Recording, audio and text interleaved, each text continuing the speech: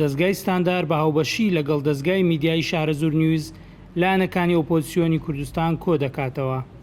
لە بەرواری هەشتی ئابی 2022 دەستگای ستاندار لە قەزای شارەزور بە هاوبەشی لەگەڵ دەستگای میدیایی شارەزور نیوز مێزگردێکی بۆ بەشێکی بەرچاو لەلایەنە ئۆپۆزیسیۆن و کەسایەتیەکانی ئۆپۆزیسیۆن ڕێخست.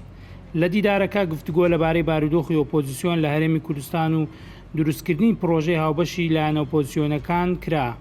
لە سەرەتای گفتوگۆکە دکتۆر ڕعد ڕەفعە سەرۆکی بەوردی توێژینەوەی دەستگای ستاندەر وتەی بەخێرێنان و ئامانجەکانی دیدارەکەی خستە ڕوو. دواتر نوێنەری لایەنە سیاسی ئۆپۆزیسیۆنەکان و بەشێک لە کەسایەتی ناسراوەکانی ئۆپۆزیسیۆن لە هەرێمی کوردستان سەرنجی خۆیان لەبارەی بابەتەکە خستە ڕوو.